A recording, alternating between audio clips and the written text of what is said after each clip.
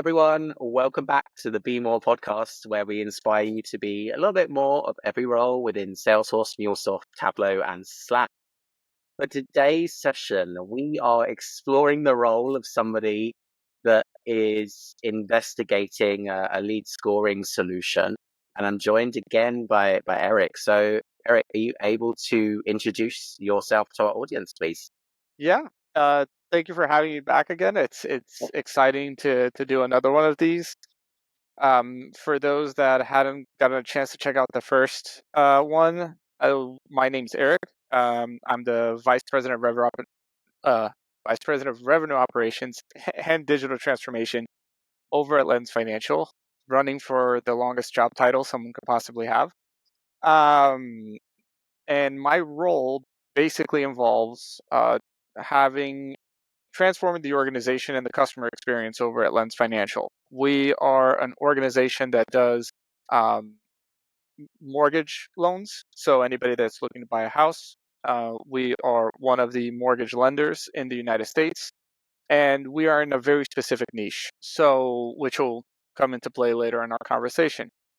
My role is to be able to take all of these silos that we've built within different departments as companies that are growing and be able to unite them. And we're uniting them with Salesforce and a couple of other tools where there's now visibility and that full customer 360 picture that we are always talking about, being able to implement or get as close to that as we possibly can, all with customer experience in mind, making sure we can process loan applications as fast as we can with the highest degree of quality, as we like to say, to prove an undeniable experience to all of our brokers and borrowers alike. So that's it in a nutshell.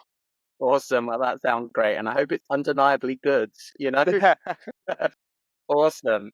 So now let's set the scene before we dive into the next batch of questions. Explain to me what you're doing around lead scoring and what sort of insights you're kind of drawing together to, I guess, generate that picture of potential lead engagement and understand, I guess, which ones to prioritize and which ones to. Yeah. So the lead scoring is a very large conversation, and a lot of people love to take it in different directions. I think one of the basic things that I really enjoy using as a foundation to explain lead scoring, at least how I see it, is the same one as the account engagement model. And I've loved account engagement for the longest time because I genuinely think they got this right, where they've split it. In marketing automation tools, it's very rare to see an organization that splits what they call the grade versus the score. And I've spoken about MQLs and SQLs, and I've put my definition out there of what they are. But I love that the grade is kind of a reflection of how interested are we in this individual? How closely do they meet our ICP or ideal customer profile? And managing that, which typically you're talking about industry, customer size, like if how close to the perfect customer is this individual, and separating that out from what is the account engagement score, which is the level of interest that they have in us. Have they been coming to our website? Have they been interacting with us? And whether it's events, trade shows, all these things. And having that line in the sand has always been really exciting.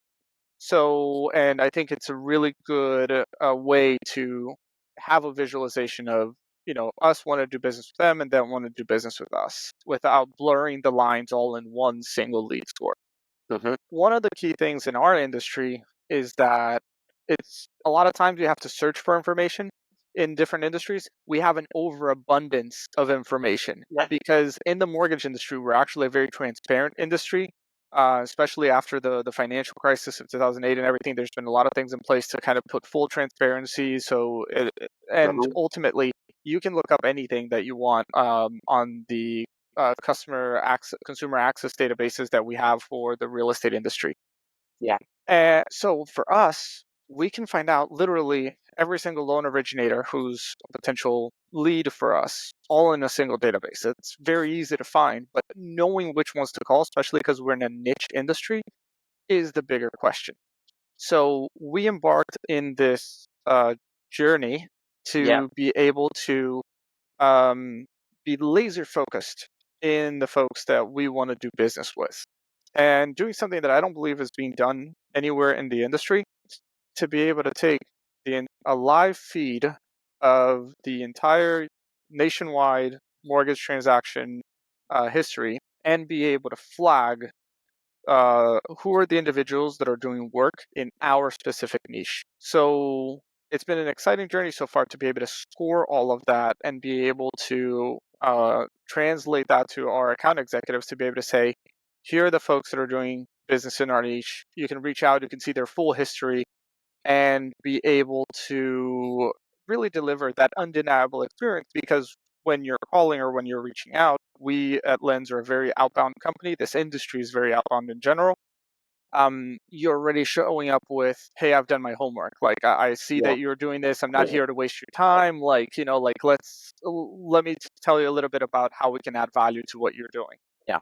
Okay. Awesome. And maybe kind of keeping it high level because I feel like going into the tech of this could almost be an episode of its own. But what kind of tools are we talking about here? And I know we kind of lean into towards Salesforce, but it's okay if there's other tools as well. What's involved in this? Yeah, so naturally, it all starts with the mortgage history database, and that's a lot of data. We're talking about millions upon millions of rows. Anyone that's worked in Salesforce knows that Salesforce is not the ideal place to store all of this data. Yeah. So we have an Azure backend that consumes all of this data, and we basically have that mortgage transaction, years worth of mortgage transactions in an Azure backend, and we have been leveraging Data Cloud to be able to ingest that data into Salesforce.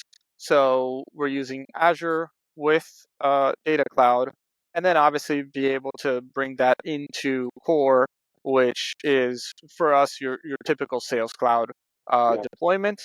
And some of that information we're also using with account engagement. So, and again, that's where Nice.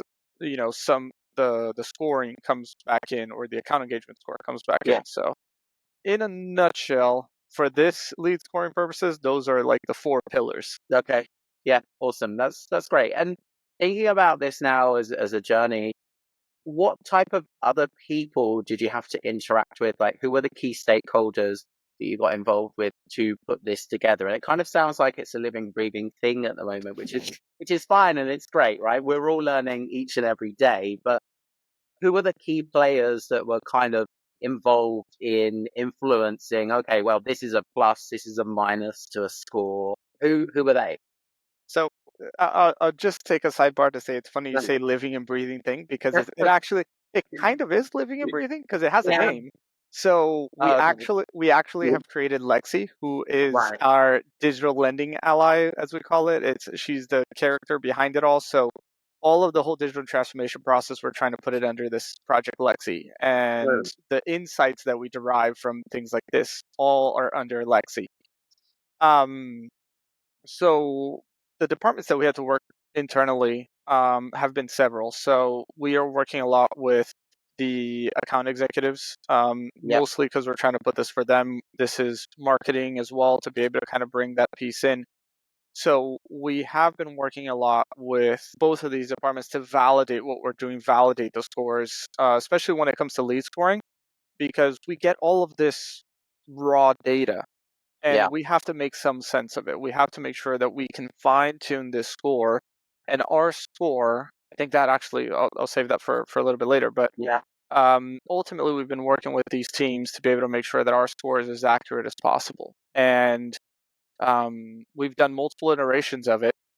And the key thing about it is that we try to make it simple for everyone because there's just so much complexity behind our lead scoring Yep. that for an end user that may already be struggling with grappling how to use a CRM because they might not be the most technical individual, we decided to consolidate everything, third party data first, first hand data, everything that goes into calculating our score.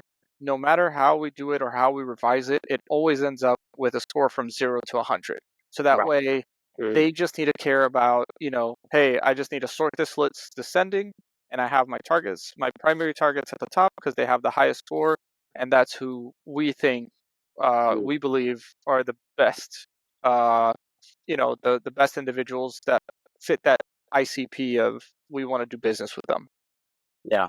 Okay. I think that's awesome. And I think a way to describe this, it kind of sounds similar to what Salesforce is doing in this space with Einstein scoring. And I think that kind of very similar method, I think goes 0 to 99. So very Yeah, similar like number scale. And then ultimately your sales team or your sales drivers, whatever you call them, are using this to prioritize their leads, right? that's correct. So we're consistently revising it, but ultimately when it comes to cadences, we use sales engagement, formerly high velocity sales. Oh yeah. Um, And one of the key things that they prioritize on is the score. right. I've always liked Einstein scoring for as an out of the box solution. Yeah. And someone may be able to come and correct me, but my understanding was that the limitation with Einstein scoring at the time is that you can only use data that's already in the object. Or Yeah, I I don't think know if that yeah. in EAC as well, Einstein Activity Capture. Yeah, exactly. So Yeah, like roughly you're limited in that piece, and because we're bringing so much data from outside, we just decided to say, hey, we're just gonna have a custom score field. We call it the Lexi score, and sales engagement, everything just points to that. And also because we are actually we're very heavily contact object organization. We have a very small use for the leads object, which is where Einstein scoring resides. So um, that's another thing as well that we have to keep in mind. yeah. Okay. And thinking about this again as a living, breathing thing, like how long did it take to put the first iteration of this together? Like we're talking weeks, months? So that's a great question. It was I think a week to 2 weeks. And Okay. the key thing here is that we don't let you know great get in the way of good. It's Right. about starting somewhere and iterating on that. We could keep formulating this and revising this and building on top of it and slapping more functionality on top With of it. We could keep yeah. doing this for days and never go live with anything. We decided to say, hey, let's just start with something incredibly basic. And we have like our, you know, on the back end, the API names, we have like LexiScore V1, V2, like Okay. Yeah. we have the different iterations of the different formulas we've used, and Good. ultimately we're just working with our teams to try to get feedback from them to say, hey, yeah, here's a person that scored really high but is not a good fit, and here's why. So just trying to see how we can continuously fine tune this to And be able to maximize what we're doing. There's a couple also cool things that we're doing, like, but again, it's all based on as we go, as we learn, um, and iterate from there. Yeah. awesome. Well, a couple of things that I'm picking up on from that conversation really. Feedback is important, right? It's a gift. If people weren't giving you this feedback, you wouldn't have Alexi V5, V6, V7, like because you wouldn't know how to improve or what to enhance or where there was potentially things missing or whatever before. And I guess at some point in time, there's probably a decision made, right, to not expose the raw data to people. Maybe are you just exposing the score? You're not exposing all of the noise, right? Yeah. Yeah, I think simplify is a big thing, and I Mm, think you hit the nail on the head there. My ethos in working and in user adoption specifically yeah, has always been, in order to receive good feedback, you have to give good value. So I've made mentions of this in different conversations, but ultimately it's about a reciprocal relationship. And yeah. when people are starting off, they can be very opposed to Salesforce. If you have low hanging fruit that you can deliver on to help show value, to say, hey, here's how I can simplify your day. Here's how, hey, tell me what your biggest pain points are. If you can deliver on things that will help improve their productivity by using the CRM, that starts to build that level of trust of saying, oh, yeah, I was having this issue. I told them something, they did something about it. Because so many folks have that experience where they're like, oh, yeah, I gave my concerns, I shared my problems, and nothing ever got done. Yeah. And then you kind of just spiral out of control there because the feedback starts getting less and less reliable, if at all, Mhm. and you start getting into a lot of trouble. So Yeah. To be able to do something like this, be it lead scoring or anything else, investing in the feedback. Like, feedback is earned, I think. It's not deserved. Yeah. Right. So it's something that you have to work on and take that initial step to be able to build that relationship, to be able to ensure that you have that two-way communication, that two-way street, to be able to maximize really what you got, what you're doing by having, you know, decent feedback. Yeah. I love that. And I think, yeah, it does lean into that kind of open door mentality, like that open door kind of policy type thing. I think that's super important. And now thinking about Lexi, and what version are you up to now? 5, 6, 7? Lexi is going on version 3 now. Yeah, we're still Right. early on. Yeah, we're Yeah. still early on. But yeah, it's surprising because when you start getting feedback, a lot of times you start realizing, and I think for us, one of the things that we're trying to do also is that we're trying to prepare for the future. So we're trying to get away from doing a lot of knee jerk Right. You want to be reactions. proactive. Yeah. Exactly.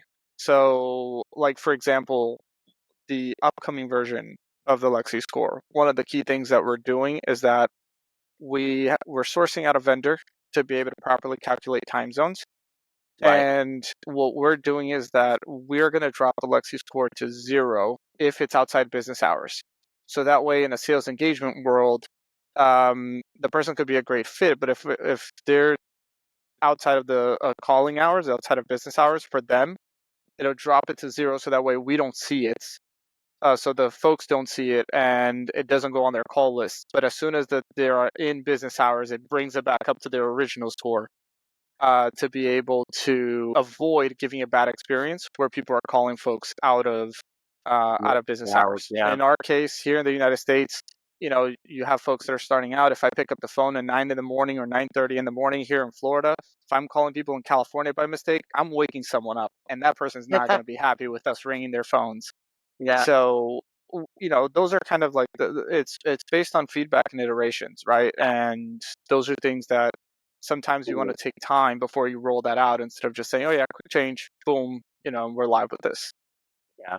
And I guess in your case, you're just dealing with the US time zones, right? Yeah, that's one of the big things for us. At my past organization, we were a global organization, so we had the Cool. different continents and everything to keep in mind, and different Yeah. teams and all of these things. But here, yeah, at Lens, we're nationwide, so we're not global. Awesome. And now thinking about this, and I'm actually going to switch some of the orders of my questions now, but this one I think fits quite nicely here. You've gone from version 1 to 2, and you're going to get to 3. If you were to start again, what Hmm. would you change or do differently along the way? So you think you've obviously had some feedback and you've been working to address that feedback.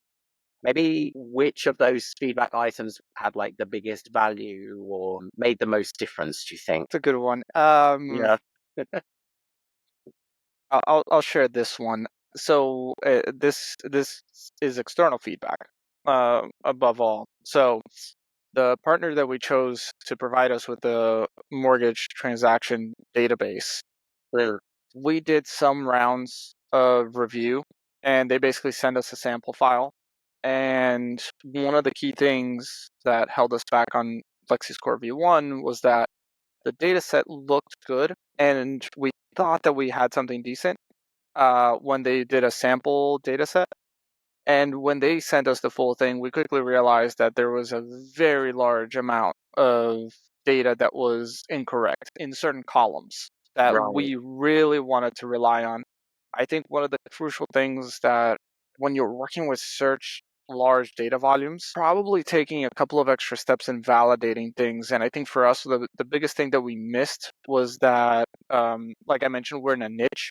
They were just sending us a sample of the entire database, world or nationwide, and we should have said, "Hey, can you give us examples within our niche, within these specific IDs, NMLS IDs, or whatever Great. have you?"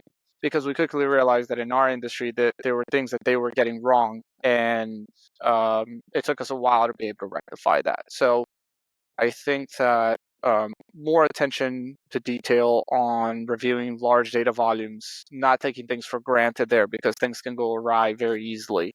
Mm. Um, and it's a big commitment. Like large data volumes don't come cheap. Like this, No. it's a serious Yeah. partnership that you're getting into with a vendor. So I don't think anyone does monthly contracts. So like you're at the very least you're going to be in an annual commitment, and you want to make Yeah. sure you have that right. So that's probably been one of the biggest things that if we were to start over again, that we would probably dedicate more time to that. Okay. Awesome. Well, I think that's a great lesson because I think, at least in my opinion, data can make or break a system, right? Hmm. If your data isn't great, then your Lexi score is not going to be great. So it's Yeah. important that it is and it's accurate and it's also specific for your particular industry or niche as well. I think that's important too. Yeah, Yeah. absolutely, 100%. And Yeah. everything that we're doing nowadays, right? Like if the foundation isn't there, you're going to struggle. Be it whether it's with data cloud, AI, agent force, whatever it is that you're Yeah. looking at. Whatever. Mm. Your interactions and your automations are only going to be as good as the foundation that they're built on top of. Yeah. There's no saving there's no saving grace unless you have a really good data foundation. So. No. Exactly. Yeah. I think that's a really solid point there. So thinking about this now, maybe there's someone listening that's kind of looking to get started to do something similar, make their Mhm. own kind of legacy. If that person were listening, what tips, advice would you give them if they were looking to start out? Like, where can they go to get started? So I think there's a lot of good information out there with regards to lead scoring. Yeah, You definitely have to take it in with a grain of salt because people can go in different directions. yeah, I've always went for simplicity as much as possible. So, for example, I have a very black and white definition of what MQL and SQL are. brilliant. Um, and I try to stick by that in everything that we implement. And then equally, if you're starting out, you may not have the most robust data set. So keep it simple. Keep your scoring based on whatever criteria you can trust the most. So, for example, if you like just maybe industry or company size, maybe information that you can find on a company page on LinkedIn, Yeah, the number of employees, the industry, the location, and just try to run your score based on that. Because one of the key things is in lead scoring is that you want to be able to treat everyone equally. And if you don't have the same information for everyone, then you're not going to be able to accurately set a decent enough standard to be able to say, hey, I'm going to score this person. But, if half of my accounts are yeah, missing that information, then you're not going to be able to put a good basis together, really, to understand what's working and what's not. You will be tempted by saying, yeah, no, let's just buy this wild data set yeah, and come up with this crazy formula to calculate this. And I would strongly, if you guys haven't done it before, I would strongly push back on that to be able to say, let's start with simple first, right? And then when we have simple up and running, we can fine tune, right? And rule and iterate and build more on top of that. I think that's probably the best approach that you can take to be sure. able to improve. And also, lead scoring shouldn't be based on anything that you have to ask the customer. So, for example, like that's more like SQL. That's more like opportunity scoring. Yeah, Once you're engaged in the sales process and you're going to get more information. A lot of times I've seen people like make the issue of, oh, what kind of product are they interested in, and trying to rank them on whatever product the fit they have, and you don't know that until you talk to them, so you won't be able to score them and say who are the people that are worth reaching out to versus not until you get in a conversation with them. So don't make the criteria that your lead scoring is conditional on based on things that you'll only find out after the fact, after you get in conversation. Because again, yeah, you won't have that data set, that piece of data to properly score your entire database. yeah, definitely. And I think there's good tidbits in there as well. Like, and thinking like in the UK, we have something called Companies House that stores all the information of all the limited companies in the UK. You can get the company number of employees, last account, like annual revenue, that type of information can all be returned from that API. So I'm assuming that there's a US equivalent or something like that out there. Yeah. So basic. on that, I guess I want to say like standard data set is something that I'm kind of taking away from this, like, or I guess a data set for which you'll have data for each and every lead, right? You don't want to be basing it off of salutation if you don't have salutation. Correct. Yeah, Yeah, absolutely. You want to standardize as much as you can. You want to make sure that to the best of your ability, you want to be able to cover as many of the accounts or the leads that you're going to be running the scoring model on. A particular criteria isn't as good if you can only populate that data set or that field for yeah, 60% of your accounts yeah, or your exactly. leads. So that's just something that you have to be very mindful of and not try to get yourself in a trap with that. Yeah, Yeah. definitely. And if you were to like summarize the qualities or like personality traits of somebody that was embarking on their own journey like this, what words would you use to describe that person? Is curiosity important? Is being Curiosity is always inquisitive? important. Yeah, That's my number one trait that yeah. I look for in an individual. If you can show me a curious person, I want you in my team. Because they're tinkerers, they're natural tinkerers, Yeah, right? thinkers. And Yeah, a lot of what makes this ecosystem great are the fact that you have these tinkerers that learn what you can and can't do with Salesforce. I think curiosity is a base no matter what you're doing. I think you have to have someone who is not afraid of being analytical and I guess it ties with curiosity as well as just that not letting go of the bone of like, oh yeah, I just ran a basic report. Here's what it is.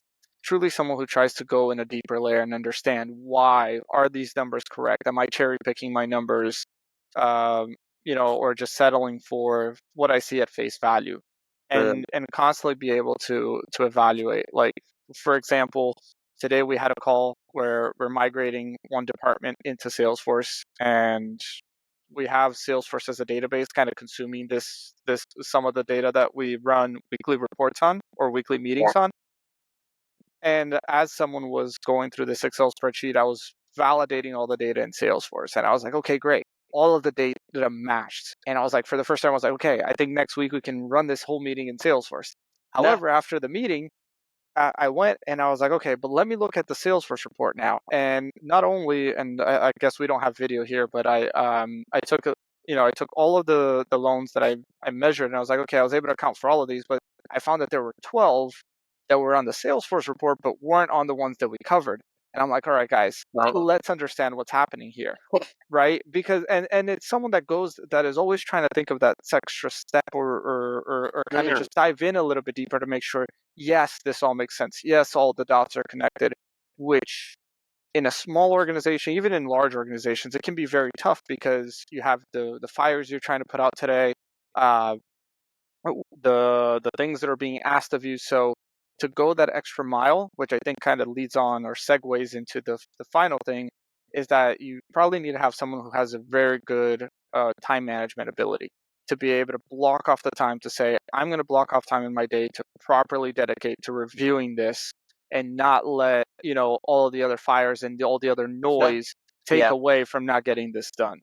So I think that's probably the final skill set that really helps, like the character traits that really make someone stand out for this kind of stuff. yeah. Okay, awesome. And now you have an opportunity to demyth or clarify something about lead scoring. And I don't know if anything comes to mind here, but like people think of lead scoring and perhaps they have a common misconception or something that you just like to clarify. Does anything like that come to mind? Biggest myth is that you're never going to get it right on the first try. As far as I Yeah, understand, it's if you do, congratulations, and if you do, I'd also be yeah, concerned because I think you settled too easily. Um, Maybe there are some use cases where it's that black and white, but it's a commitment. Getting lead scoring right is a commitment. Just like getting your account engagement score, the points that get assigned. But the yeah. points get assigned. Like people just use the default points, and I'm like sitting there, and I'm like, no. But sometimes in different companies, there should be a different point system. You should want to make Um, sure that you validate things correctly or apply the right points correctly. It's the same thing with lead scoring. It has to be an iterative thing And you can't just say, oh, yeah, this quarter's project is deliver a lead scoring solution, and That, then sign off, deliver, and say, we're done, and we never have to look at this again. You'll only learn how good your lead scoring is once the end users are using it, once that's being measured every day, and making a commitment to follow up on it every now and then, right? And kind of iterate on it is really what you have to do to make sure that you get the most out of it, right? So, and that goes with, reports, whether it's lead conversion reports, ROI reports for all of the efforts that you're putting in, that all needs to be kind of taken into place. I think the biggest myth is that it's one and done and all my problems go away. yeah, but I feel like there's a myth with most things, right? And I think it comes back to what you said earlier. Just remind us what you said about good and great. Yeah, you don't want to let great get in the way of good. Yeah. So, you want to start somewhere. It's about just, not overcomplicating it at first and iterating on it. Mhm. Yeah, exactly. It's a living, breathing thing. Yes, And once exactly. you see it that way, it becomes living sooner Yeah. than it would otherwise. So I think that's a great metaphor there. So we are bringing this episode to a close, but before we do go, what's a way for people to connect with you? And do you have any particular pieces of content or things like that on lead scoring that you feel would be helpful? So, best way to contact me is through LinkedIn. Uh-huh. If you have any questions with regards to lead scoring or anything like that, feel free to just connect with me on LinkedIn. Send me a message. I don't have any articles that I've set down.